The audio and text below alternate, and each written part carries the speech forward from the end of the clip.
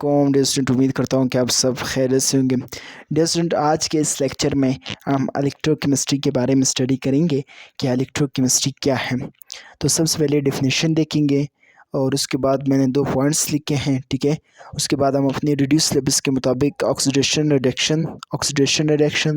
Reductions इनको solve करने की कोशिश करेंगे, इनको समझने की कोशिश करेंगे, इनके डेफिनेशन एग्जांपल्स वगैरह देखेंगे, ठीक है। डिस्टेंट रिड्यूस सिलेबस के मुताबिक पहले चलेंगे, ठीक है। रिड्यूस सिलेबस के मुताबिक अपना कोर्स कंप्लीट करेंगे, उसके बाद फिर जो रिमाइनिंग टॉपिक है वो फिर बाद में करेंगे। तो डियर स्टूडेंट, आज के इस लेक्चर को शुरू करने से पहले मेरे आपसे एक छोटी सी रिक्वेस्ट है। अगर आपने अभी तक हमारे चैनल को सब्सक्राइब नहीं किया तो प्लीज़ आप हमारे चैनल को ज़रूर सब्सक्राइब कीजिए और साथ में बेल आइकन के बटन को ज़रूर प्रेस करें ताकि हमारे हर आने वाली वीडियो आप तक पहुंच सके। तो डियर स्टूडेंट, डेफिनेशन को देखेंगे, इलेक्ट्रोकेमिस्ट्री की डेफिनेशन देखेंगे। The branch of chemistry which deals with the study of electrical charges during the chemical reaction is called electrochemistry। तो डियर स्टूडेंट, इस डेफिनेशन में हमें ये बता रहे हैं कि किसी भी केमिकल रिएक्शन में जब हम इलेक्ट्रिकल चार्जेस को स्टडी करेंगे उसे इलेक्ट्रोकेमिस्ट्री कहेंगे। किसी भी केमिकल रिएक्शन में जब हम इलेक्ट्रिकल चार्जेस के बारे में स्टडी करेंगे उसे इलेक्ट्रोकेमिस्ट्री कहेंगे।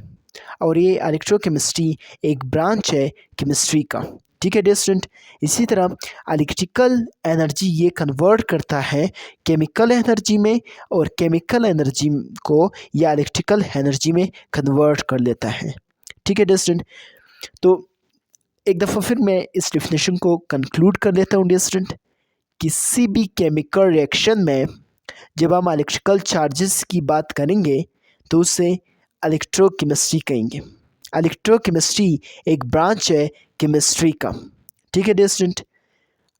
ये क्या करता है, इलेक्ट्रिकल एनर्जी इसमें कन्वर्ट होती है केमिकल एनर्जी में और केमिकल एनर्जी कन्वर्ट होती है इलेक्ट्रिकल एनर्जी में।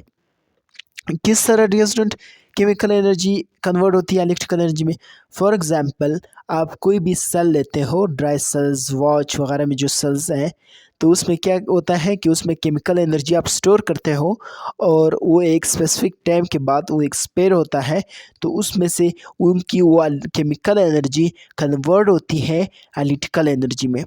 तो ये तमाम इलेक्ट्रिकल चार्जेस जो है, हम किसी भी केमिकल रिएक्शन में जब हम इलेक्ट्रिकल चार्जेस की बात करते हैं या उसको स्टडी करते हैं तो उसे इलेक्ट्रोकेमिस्ट्री कहते हैं। इलेक्ट्रोकेमिस्ट्री एक ब्रांच है केमिस्ट्री का, ठीक है डियर स्टूडेंट, जिसमें हम 2 एनर्जीज की बात करते हैं, इलेक्ट्रिकल एनर्जी जो कन्वर्ट होती है केमिकल एनर्जी में या केमिकल एनर्जी कन्वर्ट होती है इलेक्ट्रिकल एनर्जी में, ठीक है डियर स्टूडेंट। और इसके बाद डियर स्टूडेंट हमारे पास आता है ऑक्सीडेशन, ठीक है। ऑक्सीडेशन हमारे पास आता है। क्या ऑक्सीडेशन क्या है? ऑक्सीडेशन के आगे डियर स्टूडेंट मैंने लिखा है LEO, लूज ऑफ इलेक्ट्रॉन्स। कोई भी एटम, कोई भी सब्सटेंस जब इलेक्ट्रॉन लूज कर देगा, ठीक है, तो उसे आप कहेंगे ऑक्सीडेशन, ठीक है। इंक्रीज इन ऑक्सीडेशन स्टेट, ठीक है। LEO का मतलब लूज ऑफ इलेक्ट्रॉन। आप समझेंगे कि LEO क्या है। Lose of electron is called oxidation state. कोई भी एटम, कोई भी सब्सटेंस जब इलेक्ट्रॉन लूज कर देगा तो उसे ऑक्सीडेशन कहेंगे, ठीक है। और सेकंड पॉइंट है dear student, increase in oxidation state. Dear student, oxidation state हमारा नेक्स्ट टॉपिक है जहाँ पर हम मतलब उस नेक्स्ट टॉपिक में हम डिटेल के साथ इसको स्टडी करेंगे, इसके एग्जांपल देखेंगे। यहाँ पर मैं आपको मुख्तसरन बताऊं कि ऑक्सीडेशन स्टेट क्या है। किसी भी एटम पर जो पॉजिटिव चार्ज हो या निगेटिव चार्ज हो, ठीक है, किसी भी एटम पर, किसी भी सब्सटेंस पर या कंपाउंड में या एटम पर जो चार्जेस है, ठीक है, उसे ऑक्सीडेशन स्टेट कहते हैं। तो यहाँ पर मतलब किसी भी एटम या सब्सटेंस या कंपाउंड में किसी भी एटम का अगर चार्ज इंक्रीज कर जाए, ठीक है, यानी उसका चार्ज बढ़ जाए, ठीक है, उसे इंक्रीज इन ऑक्सीडेशन स्टेट कहते हैं। तो अगर इस तरह हुआ कि इंक्रीज इन ऑक्सीडेशन स्टेट तो हम कहेंगे ऑक्सीडेशन, ठीक है। अगर किसी भी एटम का अगर नंबर ऑफ चार्ज, ठीक है, जो उस एटम पर है वो इंक्रीज कर जाए तो हम उसे कहते हैं इंक्रीज इन ऑक्सीडेशन स्टेट। अगर इस तरह हुआ तो हम उसे कहेंगे ऑक्सीडेशन डिस्टेंट। इसी तरह डियर स्टूडेंट थर्ड पॉइंट है हमारे पास एडिशन ऑफ ऑक्सीजन्स। किसी भी एटम में अगर आप ऑक्सीजन ऐड कर दोगे, किसी भी सब्सटेंस में किसी भी एटम के साथ अगर आप ऑक्सीजन ऐड कर दोगे, ठीक है, यानी उसके साथ लगा दोगे तो उसे ऑक्सीडेशन कहेंगे। फोर्थ पॉइंट है डिस्टेंट रिमूवल ऑफ हाइड्रोजन्स। किसी भी एटम से किसी भी सब्सटेंस से अगर आप हाइड्रोजन जो है निकाल देंगे, रिमूव कर देंगे, तो उससे आप ऑक्सीडेशन कहेंगे। ठीक है डिस्टेंट। इसी तरह डिस्टेंट रिडक्शंस के बारे में हम देखेंगे कि रिडक्शंस क्या है, लेकिन मैं इसको थोड़ा सा ऊपर कर लेता हूँ डिस्टेंट ताकि आपको पूरा नज़र आ सके। इसके 4 पॉइंट्स हैं डिस्टेंट रिडक्शंस के, इसको थोड़ा सा सेट कर लेता हूँ डिस्टेंट, ठीक है, यहाँ पर, ठीक है। गेन ऑफ इलेक्ट्रॉन GER मैंने लिखा है, ये इसका मतलब है distant gain of electron is called reductions. कोई भी एटम, कोई भी सब्सटेंस जब इलेक्ट्रॉन गेन कर लेगा, जब इलेक्ट्रॉन को ले लेगा, तो आप उससे कहेंगे यहाँ पर रिडक्शन हुई, यानी ये एटम क्या हुआ, रिड्यूस्ड हुआ। ठीक है। इसी तरह सेकंड पॉइंट है distant decrease in oxidation state. Decrease in oxidation state क्या मतलब है डिस्टेंट, यानी इस पे एटम पर जो चार्ज था, वो पॉजिटिव हो या निगेटिव हो, वो डिक्रीज कर गया, वो कम हो गया। अगर इस तरह हुआ, अभी हम एग्जांपल में देखेंगे डिस्टेंट, ठीक है, अभी हम यही चीज़ एग्जांपल में देखेंगे, तो आप उसे कहेंगे डिक्रीज इन ऑक्सीडेशन स्टेट। किसी भी एटम का अगर ऑक्सीडेशन स्टेट डिक्रीज हो जाए, ठीक है, तो उसे आप रिडक्शन कहेंगे। और डियर स्टूडेंट, मैं यहाँ पर आपको बताता चलूँ कि ऑक्सीडेशन स्टेट हमारा सेकंड टॉपिक है, वहाँ पर हम डिटेल के साथ एग्जांपल के साथ इसको अच्छी तरीके से समझेंगे। यहाँ पर आपने कंफ्यूज नहीं होना है, ठीक है डियर स्टूडेंट। थर्ड पॉइंट है डियर स्टूडेंट हमारे पास रिमूवल ऑफ ऑक्सीजन्स। किसी भी एटम से, किसी भी सब्सटेंस से जब आप ऑक्सीजन को निकाल दोगे, रिमूव कर दोगे, तो दैट्स कॉल्ड रिडक्शंस। ठीक है डियर स्टूडेंट। फोर्थ पॉइंट है distant addition of hydrogens. Addition of hydrogen distant, इसको मैं थोड़ा सा ऊपर कर लेता हूँ डिस्टेंट ताकि आपको नजर आ सके। ठीक है, किसी भी एटम में किसी भी सब्सटेंस के साथ अगर आप हाइड्रोजन ऐड कर दोगे, लगा दोगे, ठीक है, तो उसे आप कहेंगे रिडक्शन, यानी यहाँ पर रिडक्शन हुई। ठीक है डिस्टेंट।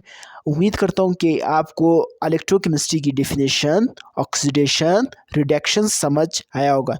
डियर स्टूडेंट, अभी हम देखेंगे ऑक्सीडेशन रिडक्शंस। ठीक है, इस रजिस्टर को मैं थोड़ा सा ऊपर कर लेता हूँ ताकि वो कैमरे में आ सके।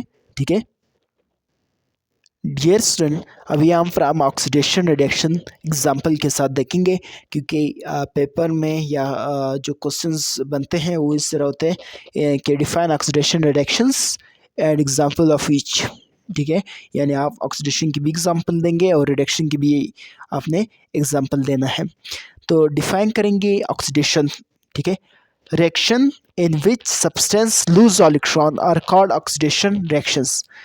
कोई भी एटम, कोई भी सब्सटेंस जब इलेक्ट्रॉन लूज कर देगा, तो आप उससे कहेंगे यहाँ पर ऑक्सीडेशन हुई, यानी ये एटम ऑक्सीडाइज्ड हुआ।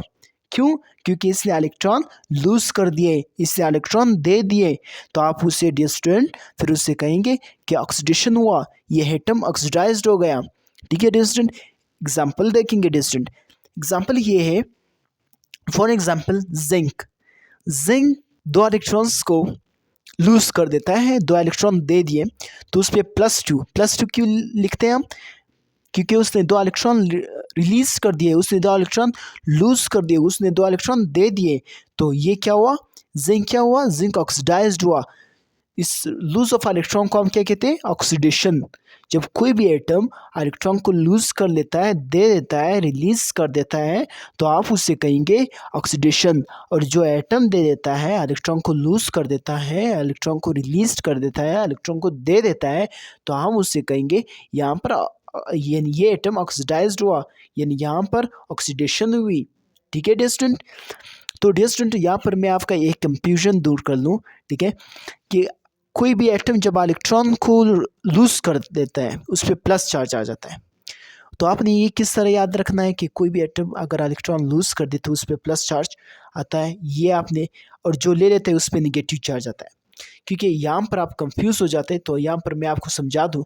फॉर एग्जांपल, आप किसी बाबा फकीर को, ठीक है, कुछ रुपया देते हैं, ठीक है, तो आपने अच्छा काम किया, उससे आपने रुपीज़ दिए, ठीक है, तो यहाँ पर आप ये समझ ले क्या इस एटम ने अच्छा किया, उसको 2 इलेक्ट्रॉन दे दिए, यानी इसने अच्छा काम कर दिया, इस पर पॉजिटिव चार्ज आ जाता है।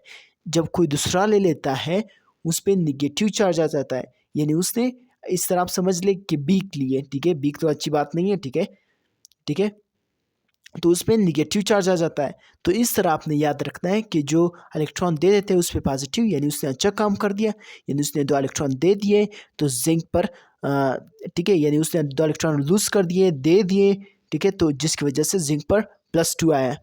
डिस्टेंट अभी हम देखेंगे रिडक्शन रिएक्शन का डिफिनेशन और एग्जाम्पल।